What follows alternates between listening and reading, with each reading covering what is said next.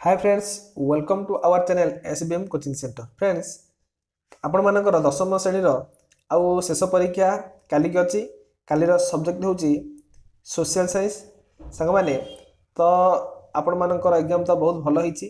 तो आज आम देखा सोशल साइंस आउ केवल मात्र गोटे दिन में आपण मैंने केमिति भल भाव प्रिपरेशन करेंगे एवं केमिति भल से मन रखिए तो से विषय आलोचना करवा। तो आज मु आपण इतिहास आपण मानकर 2-3 मार्किया आनी ता सहित आपण मानकर आमे एमिति भाव आलोचना करवा 2 मार्किया सहित आपण माने केमिति 1 मार्किया मध्ये अति सहज मन रहबो से प्रोसेस मध्ये मु कहिदेबी। तो चलंतु वीडियो स्टार्ट करवा। जदि आपण माने हम चैनल ने नया देखुचंती ताहले चैनल को सब्सक्राइब कर दियंतु। देखंतु इंपोर्टेंट सब जाक आलोचना करवानी। तो इंपोर्टेंट गुड़िक आलोचना करवा कम समय मध्य गोटे आपण मानकर प्रथम अध्याय को आलोचना करवा जहाँकि जो आपण मान प्रथम अध्याय जहाँ 5-6 पाठ अच्छी कहुई कौन ये 1 नंबर ना ये इंपोर्टेंट नहीं। तो 2 नंबर टी इंपोर्टेंट अच्छी। गांधीजी प्रथम केउठारे आईन व्यवसाय आरंभ करते क्या सपक्ष मकदमा लड़िया से दक्षिण आफ्रिका स्थान को जाते दक्षिण आफ्रिका क्यों स्थान को जाते ये 2टा प्रश्न पचारा। ये 2टा प्रश्न आम संपूर्ण अति सहज मन रखा। गांधीजी प्रथम केउठारे आईन व्यवसाय आरंभ करते यार उत्तर होचे आपण माने मन रखतु। गांधीजी प्रथम राजकोट ठारे एवं बॉम्बे ठारे राजकोट एवं बॉम्बे 2टी स्थान जोटा लिखिले मध्य हबो। राजकोट एवं बॉम्बे ठारे निजर आईन व्यवसाय प्रथम आरंभ कले। तापरे द्वितीय कथा कहिछि से दादा अब्दुल्ला नामक जड़े भारतीय मुसलमान व्यवसायी वकिल रूपे मकदमा लड़िया से दक्षिण आफ्रिका को जाइथिले एवं दक्षिण आफ्रिकार नाटाल नामक स्थान को जाइथिले। कोडी की दक्षिण आफ्रिकार नाटाल नामक स्थान को जाइथिले गांधीजी। मन रहिला से प्रश्न थिला कोन गांधीजी प्रथमे कोठी निजर आईन व्यवसाय आरंभ कले राजकोट एवं बॉम्बे। तापरे से दक्षिण आफ्रिकार क्यों स्थान को जाइथिले नाटाल स्थान को मन रहिला। तापरे आ गोटे प्रश्न कहिछि जदि से पचारे क्यों भारतीय मुसलमान मानकर बा मुसलमानकर केस लड़िया पई बा वकील रूपे मकदमा लड़िया पई दक्षिण आफ्रिका जाइथिले ना दादा अब्दुल्ला।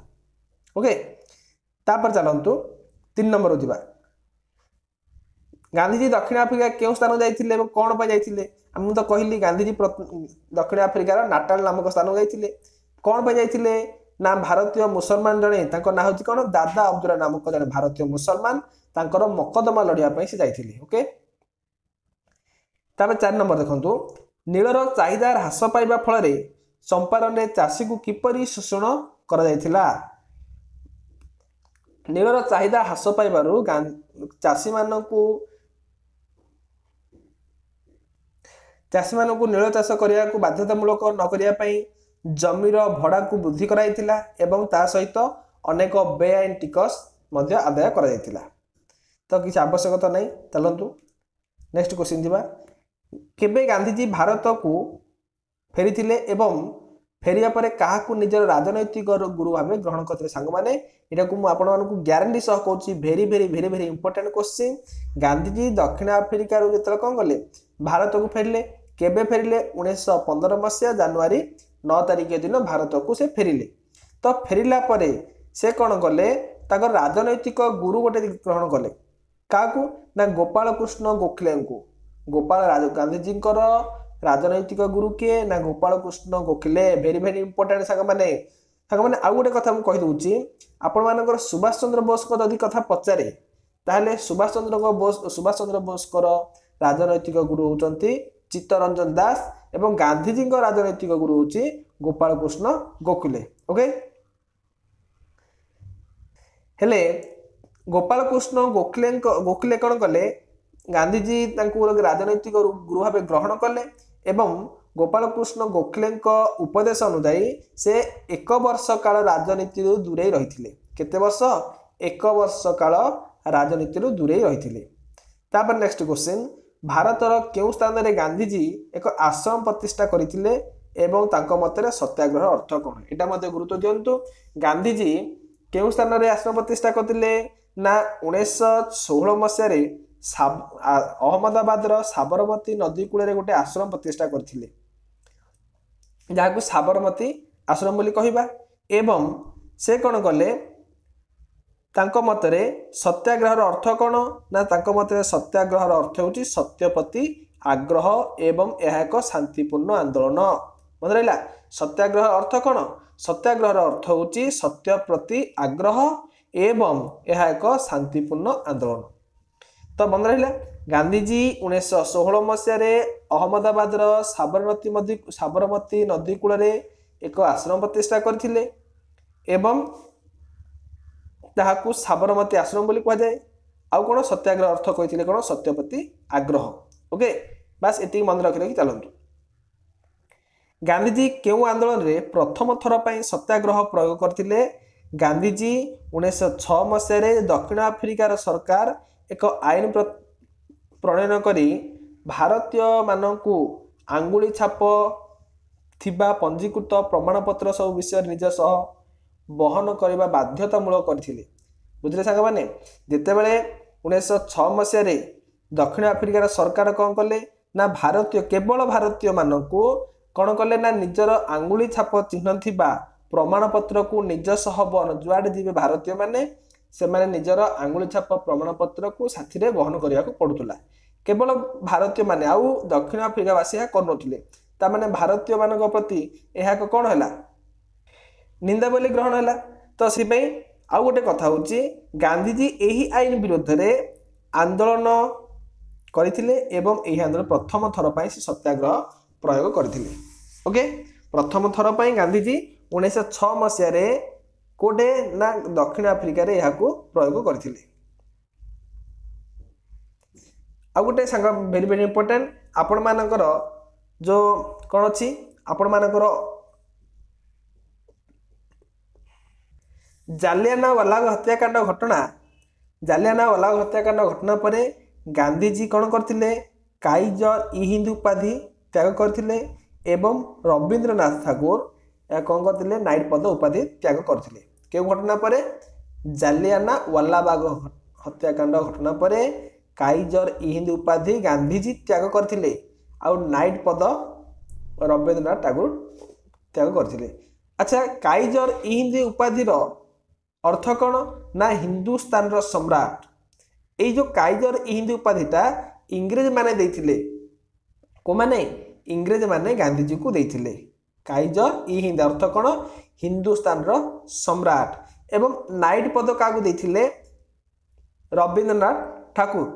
तो नाइट पदर उपाधि अर्थ कौन नाइट पदर अर्थ होती जो आपण माने सार बोली व्यवहार करना कि सार ए सार अर्थ नाइट पद देथिले काइजर इ हिंद गांधीजी को नाइट पद क्या रविंद्रनाथ ठाकुर को।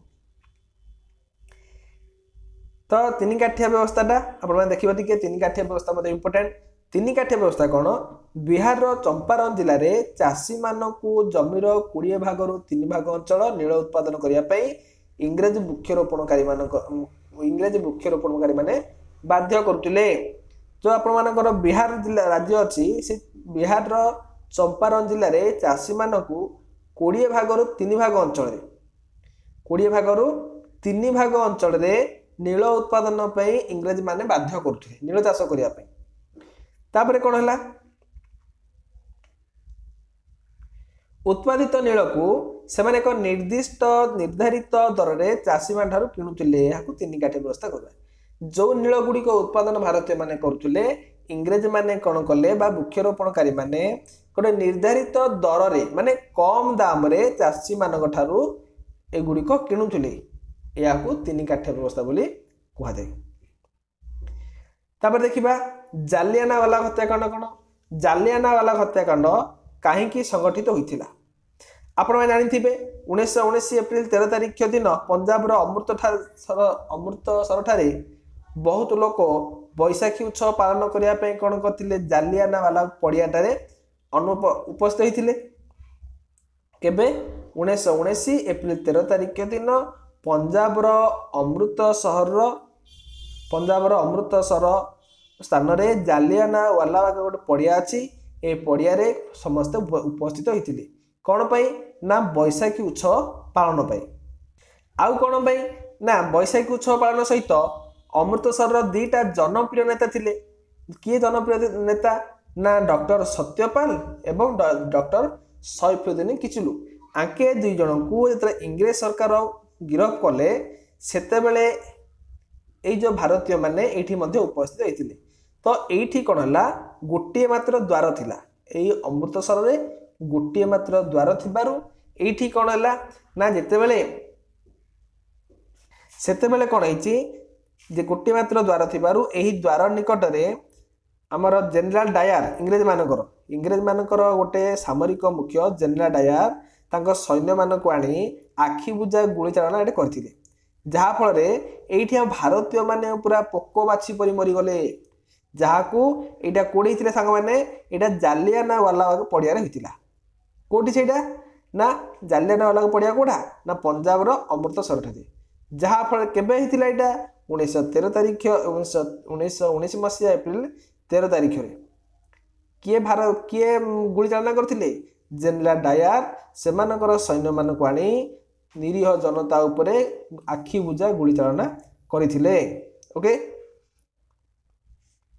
तापर देखिबा या थिला जालियानवाला हत्याकांड। तापर खेड़ा सत्याग्रह कोन पय आरंभ होइथिला।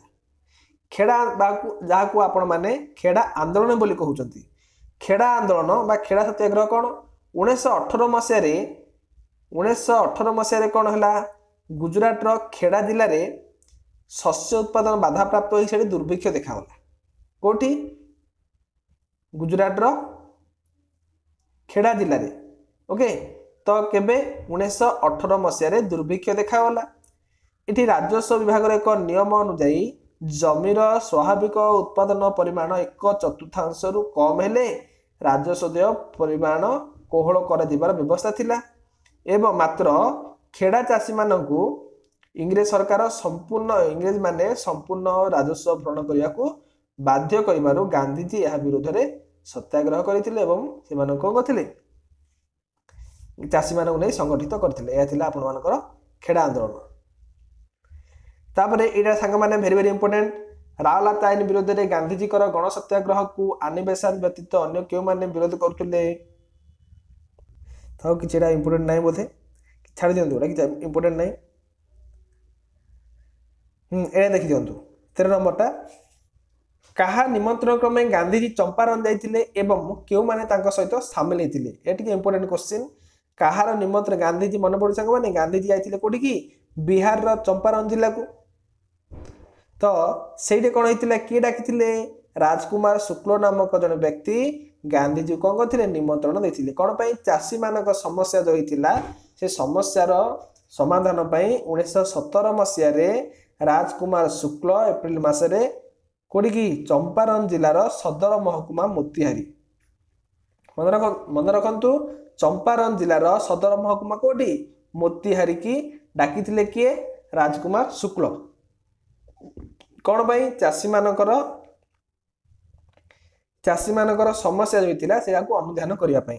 तो तांको सहित किए जाइथिले राजेंद्र प्रसाद जाइथिले मुजहर उल हक जाइथिले महादेव देसाई नरहरि पारिक जे बी कृपालिन समस्ते जाइथिले। तापर देखिबा आ गोटे इंपोर्टेंट क्वेश्चन गांधी दक्षिण अफ्रिका रे भारतीय मानकू इंग्रेज मानक अत्याचार विरोध रे सचेतन करिया पई कोन करिथिले।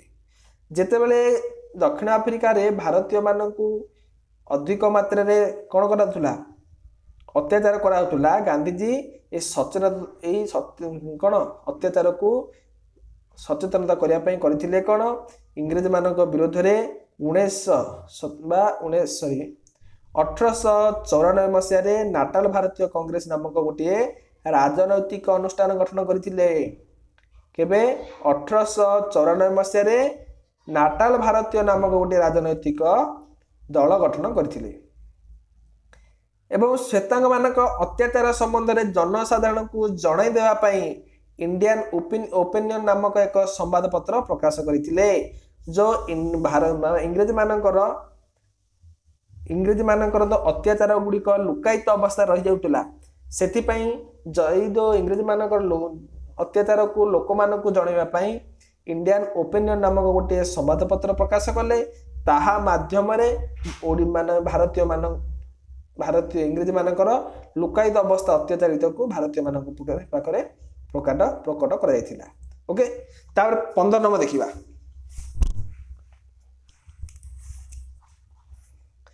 15 नंबरटा नहीं कि इंपोर्टेंट नहीं देखा दरकार नहीं चलतु कम समय मध्य अधिक केमी देखा से आलोचना करवा। तापर देखिबा अहमदाबाद लुगा कलर श्रमिक मानकर कहीं मालिक मान सहित कल है। जो अहमदाबाद लुगा कल थिला ए श्रमिक आ मालिक मान मध्य कल होता मन पड़ी प्रथम बार थिला तो कहीं ना कहीं जो लुगा कल गुड़िकर मालिक माने प्लेग आगे कौन होता प्लेग बोनस दिया होता प्लेग महामारी पे किंतु श्रमिक मान को प्लेग बोनस नाम एक स्वतंत्र भत्ता दि जाउथुला मात्र मालिक माने श्रमिक मान को देउथिबा प्लेग बोनस रो भत्ता प्रत्याहार करी श्रमिक मालिक मध्य कलहर सूत्रपात है। जो श्रमिक मालिक माने आगे प्लेग बोनस दौले एबे आउ देले नाही जहा फल मालिक माने न देवा फल यही प्लेग बोनस को मालिक माने कौन कले उठे देवा फल श्रमिक मालिक मान मध्य कौन है कलहर सूत्रपात होता। तापरे चलतु नेक्स्ट देखिबा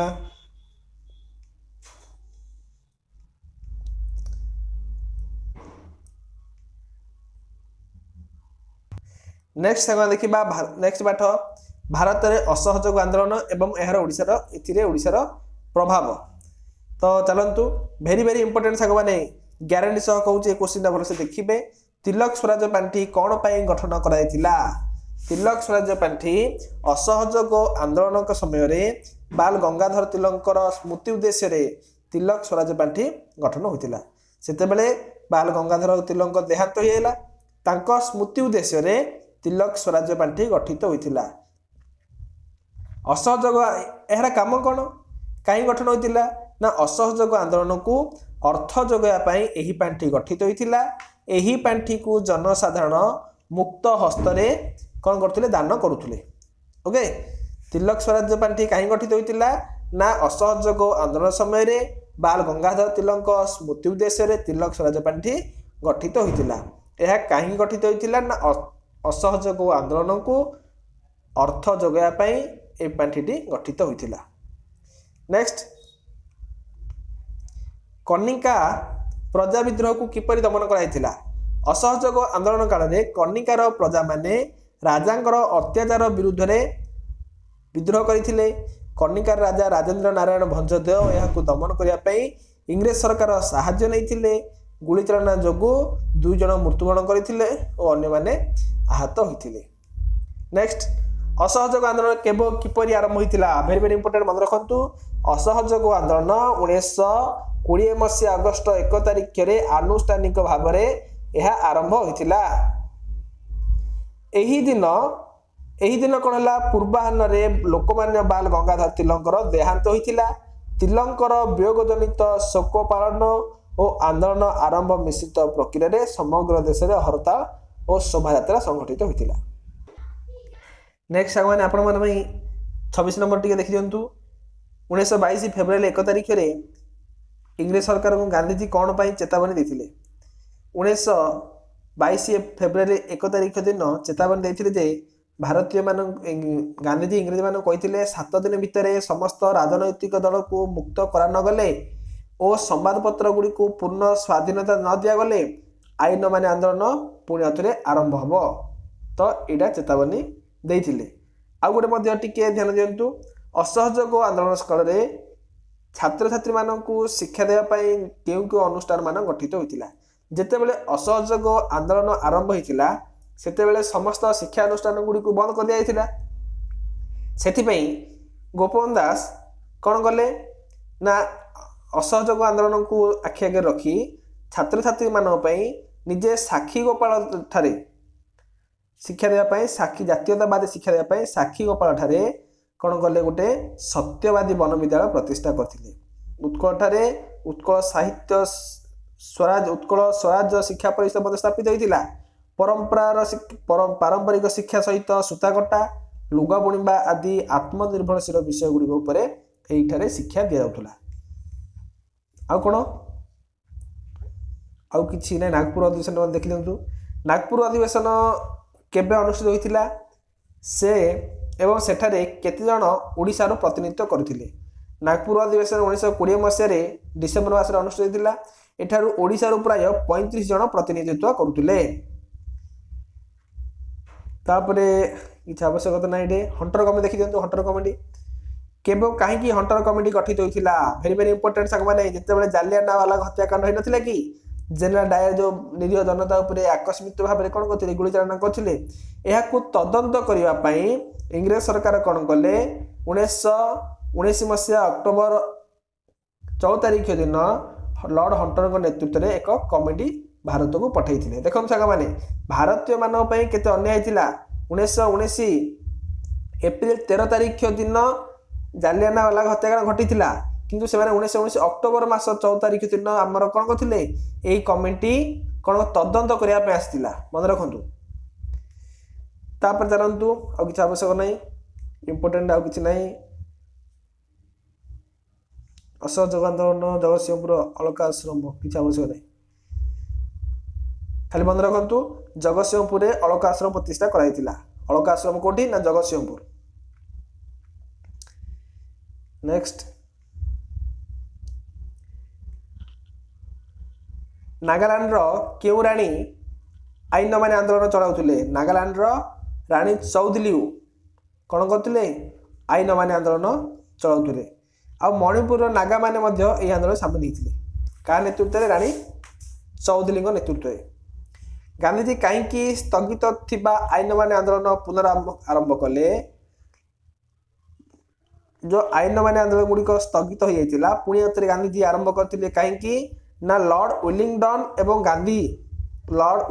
गांधी इन चुक्ति केतक व्यवस्था को उपेक्षा कले जो गांधीजी केतक व्यवस्था देले जहाँ पर लॉर्ड विलिंगडन ताको उपेक्षा कले जहाँ फल कि भारतर स्वाधीनता आंदोलन प्रति कठोर नीति अवलंबन करागला दमनमूलक अध्यादेश प्रत्याहार एवं पूर्ण स्वराज्य हासिल दिगरे आंदोलन करने गांधीजी कांग्रेस को अनुमति देवा अनुरोध कले विलिंगडन प्रत्याख्यान कले फल गांधीजी आईन माने आंदोलन कि आवश्यक चलो आ गोटे very very very very important साग माने साइमन कमिशन को भारतीय माने किपरि विरोध करथिलो काहेकि विरोध करथिले मन रखंतु जातीय कांग्रेस रो मद्रास अधिवेशन रे साइमन कमिशन को वर्जन कराइथिला एवं एही निष्पत्ति को मुस्लिम लीग हिंदू महासभा मध्ये समर्थन करथिला काहेकि 1928 मसिया रे साइमन कमिशन मुंबई रे पहुंचवा मात्रे भारतीय माने साइमन फेरी जाओ बोली ध्वनि देथिले कहीं कहले कहीं ना यही जो साइमन कमिशन जो गठित होला एठी 7 जन सदस्य थिले एवं यही 7 जन जाक समस्ते कौन थिले इंग्रेज माने थिले सेथिबे भारतीय माने कोनोसी गोटे मध्य भारतीय नथिबारु भारतीय माने मय दुख प्रकाश कले एवं जते बेले साइमन कमिशन प्रथमे मुंबई रे पदार्पण कला भारतीय माने साइमन गो बैक बॉय की कथि नारा देकरी कला पताका प्रदर्शन कर सेमानकु फेरिया कहले तापर आ कौन आ किसी आवश्यकता नहीं नेक्स्ट चलतु गांधीजी 21 दिनिया छाड़ किसी आवश्यक नहीं द्वितीय गोल्डन बैठक में गांधीजी असंतोष प्रकाश करते हाँ द्वितीय गोल्डन बैठक देखो जिते आम गोल्डन बैठक 3टी गोल्डन बैठक बसला प्रथम गोल्डन 1930 द्वितीय हूँ 1931 तृतीय 1932 मन रखो सीरियल रे 3 वर्ष 3टी होता 1930 मसीह प्रथम गोल्डन बैठक 1931 मसीह द्वितीय गोल्डन बैठक और 1932 मसीह तृतीय गोल्डन बैठक अनुष्ठित होता यह कोड होता 19 इंग्लैंड ठारे यही द्वितीय गोल्डन बैठक में विंस्टन चर्चिल इंग्लैंड प्रधानमंत्री विंस्टन चर्चिल गांधीजी को अर्धनग्न फकीर भाव में आक्षेप करते सहित गांधीजी को इंग्लैंड पंचम जॉर्ज जहाँकि इंग्लैंड सम्राट से गांधीजी को कहते जे भारतीय मान को मेसीन गन एवं बोमा पकई उड़े देवाई धमक मत देते ओके तापर चलतु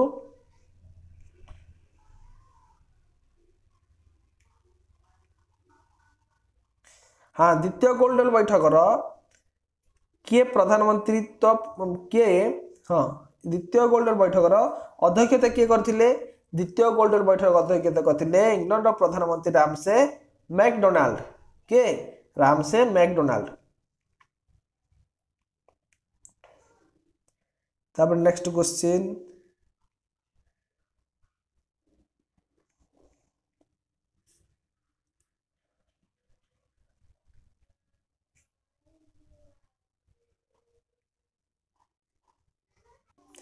भारत छाड़ा आंदोलन समय क्यों खबर शुणा पर बरी अंचल उत्त्यक्त लोक काईपड़ा डाकघर निया लगे। भारत छाड़ा आंदोलन समय गोपन चौधरी एवं रमादेवी गिरफ खबर शुणा पर भारतीय माने कौन कले उत्त्यक्त हुई काईपड़ा डाकघर निया लगे। तापरे अगस्ट दान घोषणा को संगठन विरोध करते गांधीजी की प्रकार निष्पत्ति नहीं अगस्ट दान घोषणा को कांग्रेस एवं मुस्लिम लीग उभय संगठन को विरोध करते गांधीजी व्यक्तिगत सत्याग्रह आरंभ करते। क्रिप्स मिशन भारत सहित संपर्क क्रिप्स मिशन भारत संपर्क की प्रकार प्रस्ताव देते भारत को ब्रिटिश साम्राज्यर एक अंश रूपे स्वायत्त शासन अधिकार प्रदान करा जिवो भारतवासी निज पई संविधान प्रस्तुत करिवार अधिकार मध्य देथिले। तापर देखंतु नेक्स्ट क्वेश्चन ऊपर किछ नाही। वार्धा ठारे कांग्रेस कार्यकारिणी कमिटी केबे बसतिला की प्रकार निष्पत्ति थिला 1942 मसिया जुलाई 6 तारिख रु 14 तारिख पर्यंत कांग्रेस कार्यकारिणी कमिटी एक बैठक बसतिला। यही बैठक रे निष्पत्ति निया जे तुरंत भारत रे ब्रिटिश शासन अवसान करबा उचित एथिपई भारत छाड़ प्रस्ताव ग्रहण करा जिवो। तापर चलंतु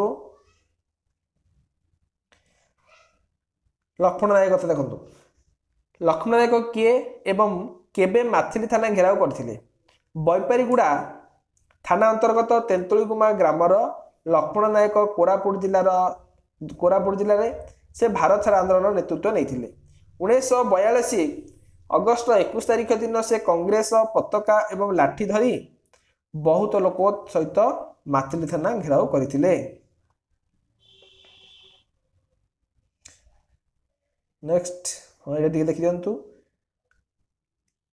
भारत छाड़ आंदोलन भंडारी पोखरी की प्रकार रूप नहीं तो किसी आवश्यक नहीं।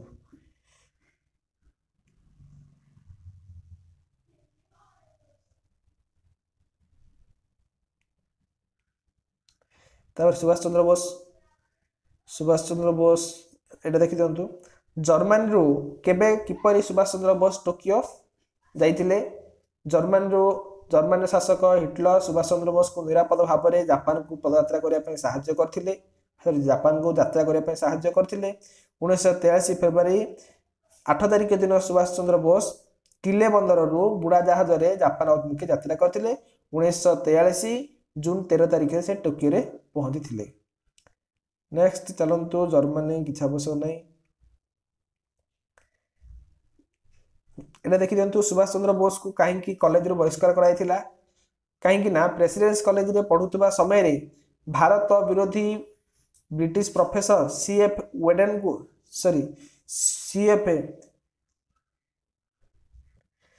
वेटन को थरे सुभाष को उपस्थिति रे माड मरा जाइथिला। एही घटना सुभाष चंद्र बोस आक्रमणकारी नाम प्रकाश कर न पारिबारु एवं क्षमा न मागिबार मध्य से कॉलेज रो बहिष्कार करथिले। तापरे चलंतु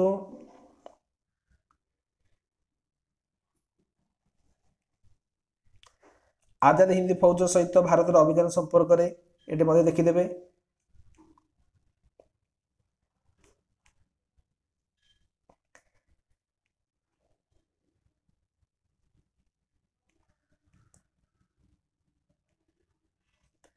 रास बिहारी बोस विदेश में प्रतिष्ठा कर संगठन नाम कौन।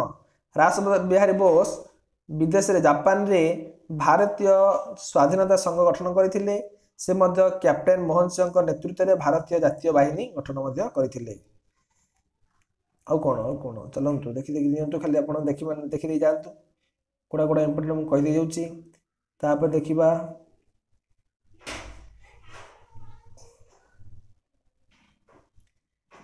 कहीं सांग मैंने कम समय रहा किसी घंटा रहा कहले चले कहीं आ गोटे दिन नहीं।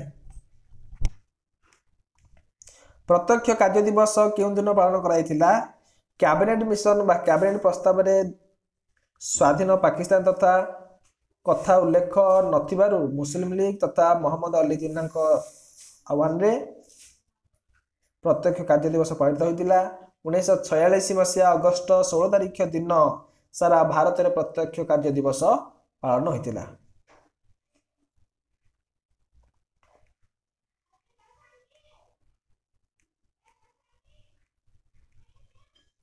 तो नेक्स्ट वीडियो रे मु आउ गोटे पार्ट करी आउ गोटे द्वितीय अध्याय धरी आसबि।